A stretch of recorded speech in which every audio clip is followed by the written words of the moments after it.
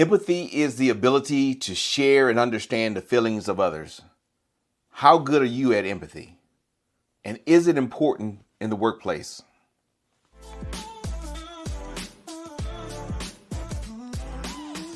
Well, wake up leaders, this is Glen, your cultural futurist and keynote speaker, helping you to unlock the power of your people. Thank you for joining me today. Hey, if you're watching on YouTube, make sure you like and subscribe. If you're watching on LinkedIn, make sure you comment. I'd love to know what you think about today's episode. Well, today I want to talk about empathy in the workplace. And we hear this a lot. Maybe you don't, but you should be talking about empathy. You know, how do we understand and share in the feelings of other people? And I think that empathy is important for a healthy workplace. We really have to understand what's going on with our people, their emotional state, what's going on in their personal lives, what's going on in their professional lives. I think it does make a difference. I think it makes a difference for high-performing teams. I think it makes a difference for team cohesion. I think it makes for a better workplace. I really do think it's important. So how do you learn empathy? Because I've talked to a number of groups and people say, oh, empathy, you know, it's fake. I don't want to be fake. I want to be myself. I don't have time for fake emotions. But I do think empathy is important, and it's an important skill. So I want to tell you how I learned to have empathy. And this is a personal story, and it's not meant to brag or anything like that. But, you know, I've always been a pretty high achiever, from elementary school to college. I'm a graduate of United States Air Force Academy. So, you know, I did well in high school, did well during basic training at the Air Force Academy, basic cadet training, did really well. I was the top basic. Me and another guy tied for it. Me and my friend, Matt Lacey. Matt, if you're watching, shout out to you. Proud to be 93. But Matt Lacey and I, we were both the top basic, outstanding basic during basic cadet training. So I had my stuff together. Part of that was because I was a preppy. I went to the prep school.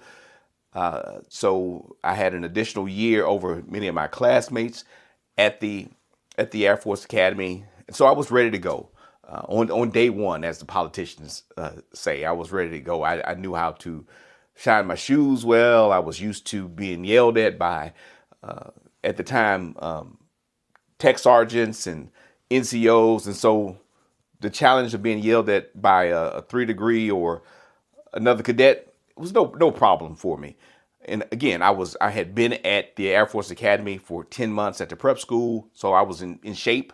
I could run. I could do all the things. I had my military bearing. I knew the game, and I knew it well. And so I was thrust in a situation where I was a leader, like many other times in my life. But I didn't have empathy. I didn't know how to deal with the level of success that I had achieved. I didn't know how to deal in an empathetic way with people who didn't perform as well as I did. I'll give you another analogy before I finish telling my story. Michael Jordan, arguably one of the best basketball players of all times. And if you watch the Last Dance special, you would probably see that Michael Jordan lacks empathy. Right? He's a killer. He's cutthroat. And so I wasn't as bad as Michael Jordan. Maybe I was. I don't know. But in some sense, I was that leader without compassion. I expected people to perform as well as I did. And so one of my roommates, Cadet Clark, and Clark, I don't know where you are today, but I don't know if I have ever even apologized to you, because it's taken a while for me to get to where I am on this journey. But Clark was my roommate, and I had a lot of people coming and telling me different things about Clark. upperclassmen. So the team, right? I had other members of the team, even though they were in different positions of authority, coming to me, telling me how bad Clark was, that I need to whip him into shape, that he was a piece of this and a piece of that, and why was he so incompetent? And all these things went to my head. They went to my head. All of the noise, all of the back talk, all of the things that would tear a team down. And it was my job to fix it. It was my job because I was the outstanding Glen Guyton, and I was going to fix Clark. I was going to get this worthless, weak piece of crap in shape. And I thought it was my job to do it. And I did it in a very harmful way. You know, I talked about my roommate behind his back. I didn't bring him in. I didn't try to use compassion or try to understand his perspective. No, I just thought I needed to fix him. I needed to change him, and I needed to do it my way because I was an outstanding basic, because I had it all together. I knew what to do, how to do it, when to do it, and the way that it should be done.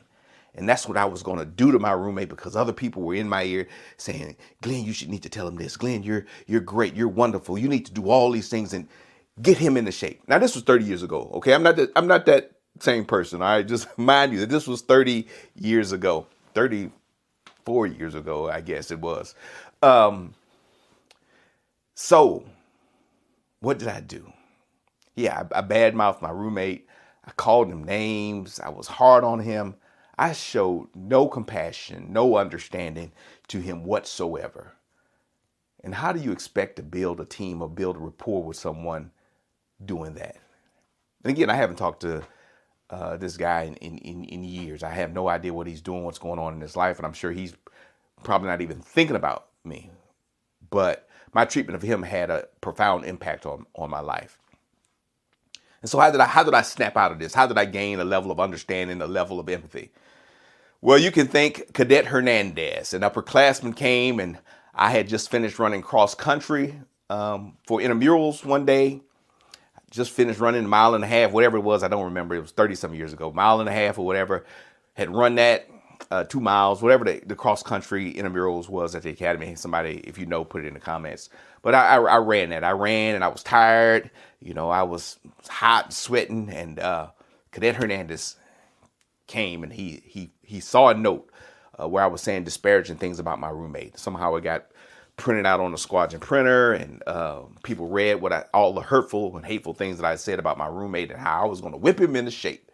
So Cadet Hernandez decided he was going to give me a lesson in empathy that day. And if you know anything about the Air Force Academy, well, he called me out into the hallway after I finished running these 2 miles, 1.5 miles, whatever it was, called me out in the hallway and decided we were going to have a training session. So I put on my uniform, got out in the hallway and stood at attention, and the training began. Pretty much hazing began. And I had to say, you know, my knowledge, do quotes and do facing movements, all these things. And he had me out in that hall, I don't know how long, at least probably 30 minutes, I would say, until I passed out. Literally, I was passed out, standing on the wall with his hands on my chest, holding me up because I was unconscious. And you know who helped me? My roommate. I had 2 of my roommates, but the roommate that I was so unkind to, that I was so cruel to, he helped me. He was the one that drugged me into the room. He was the one that had to give me water and help me to recover. And so even though I was unkind to him, he showed me compassion that I hadn't had for him. And Cadet Hernandez taught me a lesson that day, a harsh lesson, as I was good, right? I was good, right? But he tested my mettle that day. And so it was at that point that I realized that as a leader, if you're a true leader, you have to have compassion. One thing, and that empathy.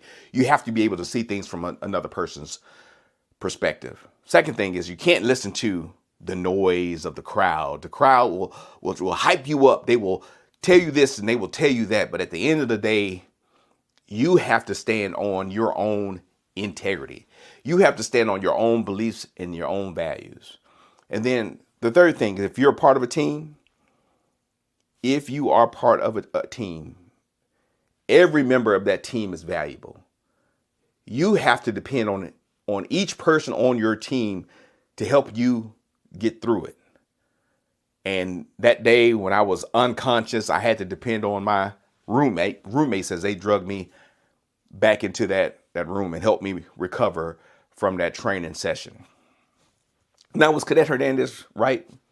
He was probably a little harsh. But did I deserve it? I probably did deserve it. But it allowed me to see really what a lack of compassion could lead to, a lack of empathy. I got to experience it firsthand. Now, I weathered that like a champ, I think, until I passed out. But it just gave me an opportunity just to reflect on my actions and how others would perceive my actions. And I just know I could have been more compassionate to my roommate, Clark, who was a kid from Montana. I believe he was from Montana. Had never been around black people. Had never really been outside of his state. He was from a small town. Did not have the military training and background that I had. And I was just so harsh. I was just so harsh with him. But why? Because I was good. Because I thought I was better than him. Because I thought I was more skilled than him. And I was. I was not better than him, but I was more skilled. But why? Because I had more experience. I had a different perspective. I had been trained in the military for 10 months longer than he had. He was just coming out of high school. I had already graduated. I had been surrounded by some of the best in the Air Force. I had been trained by NCOs, professional training officers. And he was in a different environment. And I could have helped him. I could have tried to bring him up to speed. I could try to bring him up to my level, but instead I just wanted to have the glory for myself. And that was wrong. I was wrong. So empathy is very important. And I hope that we can practice that in our workplaces. You don't know everyone's background. You don't know everyone's story. And it's important for us as leaders. If we want to get the most out of our teams, we have to know and understand who our people are and where they're coming from and what they bring to the table and what we can do to elevate them, not tear them down. So I encourage you to think about this story as you go and as you lead people. How can you get the most out of the people that you lead? When is the opportunity to share empathy? And are you building up people or are you tearing them down? Well, thank you so much for joining me. My name is Glen Guyton, keynote speaker, cultural futurist, helping you to unlock the power of your people. You know what? You all have a wonderful, wonderful, wonderful day. And think about who on your team that you can show just a little bit of empathy to and elevate. Goodbye.